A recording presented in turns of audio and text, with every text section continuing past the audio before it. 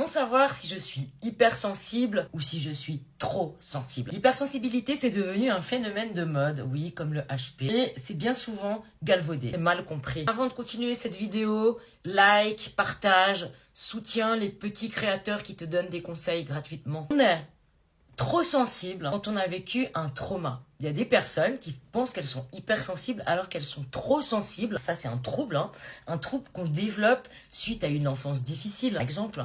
Alors là, on se retrouve avec des profils qui sont à fleur de peau, qui prennent tout contre eux, se sentent mal dans le monde, limite en état dépressif. Donc ça, c'est des personnes trop sensible. Ce n'est pas un hypersensible. D'ailleurs, je trouve que le mot hypersensible, on devrait le changer. On devrait appeler un hypersensible un suprasensible. Parce que l'hypersensibilité, c'est quelque chose qui se vit dans le corps, dans le ressenti. Et quand on parle d'hypersensibilité, les gens, ils ont tendance à marginaliser. On pense à quelqu'un qui est trop sensible, trop à fleur de peau, alors que c'est pas ça. Hypersensible, c'est une personne qui naît avec un cerveau qui est différent. Donc ce sont des personnes qui vivent avec une hyperesthésie. Quand on est hypersensible, on a l'hyperesthésie. L'hyperesthésie, c'est quoi? C'est une agression face à la lumière artificielle. C'est avoir l'ouïe surdéveloppée. L'odorat, et je crois que ça c'est bien le pire, les odeurs. Le soir, on n'en peut plus. On a l'esprit brouillé parce qu'en fait, on se prend tout fois 10. On a tous nos sens surdéveloppés. L'odorat, l'ouïe, etc., etc. Petite précision parce que je vous vois venir dans les commentaires.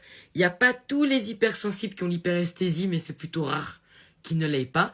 Par contre, c'est pas parce qu'on a l'hyperesthésie qu'on est hypersensible. Et les hypersensibles peuvent ressentir les énergies dans une pièce, les non-dits. Ils ont une intuition qui est surdéveloppée. Hypersensibilité, ça s'accompagne toujours d'une hyper-empathie. Oui, tout le monde peut être empathe, même un tueur en série peut ressentir de l'empathie, mais pas tout le monde peut ressentir une hyper-empathie. L'hyper-empathie, c'est justement être dégoûté face à l'injustice, quoi. Ça nous met en rage, c'est un truc... L'hypersensibilité, ce n'est pas un trouble qu'on va traiter. Il y en a beaucoup qui vont voir des psychanalystes, puis ils se retrouvent avec des traitements médicamenteux. On leur éteint leur lumière, ce n'est pas un trouble à traiter. C'est un mode de fonctionnement neuroperceptif à haute résolution. Et un psychanalyste, un psychiatre n'a pas les clés de la vraie hypersensibilité. La psychiatrie, elle est là pour traiter un trouble, pas pour traiter une intelligence. On veut encore aller plus loin. On vit dans une société qui est formatée. La majorité des personnes dans ce monde vivent hors de leurs émotions. Ils ne connaissent même pas leur corps, ni leur ressenti. On vit dans une société qui est vraiment formatée où les personnes qui sont différentes ou qui ont une intelligence différente, pour pas froisser tout le monde, eh bien on n'en veut pas. Non, on veut pas des personnes intelligentes dans cette société. Désolé, c'est comme ça. Alors comment savoir si on est hypersensible ou trop sensible? L'hypersensibilité accompagne aussi souvent de l'injustice. Nous n'aimons pas l'injustice. C'est quelque chose qui nous met hors de nous, bien plus que nos propres problèmes. On peut lire entre les lignes, on peut anticiper ce que les autres vont dire. Bien souvent, ça fait des profils qui l'écrasent, qui vivent en suradaptation. On ne veut pas froisser l'entourage. Ce sont des profils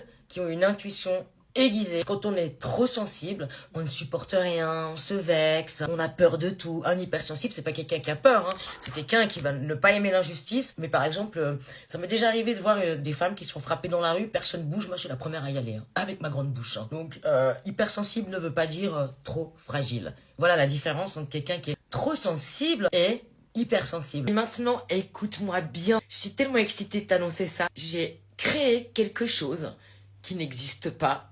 C'est encore du jamais vu, je crois, surtout en Europe. Pour les profils hypersensibles, pour tous les profils neurodivergents. Tellement excitée parce que je sais que ce que j'ai réalisé là, ça va t'aider. Tout comme moi, ça m'a changé ma vie. Alors, n'hésite pas à t'abonner. Ça va bientôt arriver. Je peux pas encore te dévoiler qu'est-ce que c'est aujourd'hui, mais ça arrive très vite. Ça m'excite parce qu'il y a rien de plus gratifiant pour moi quand quelqu'un me dit « Grâce à toi, je vais mieux ».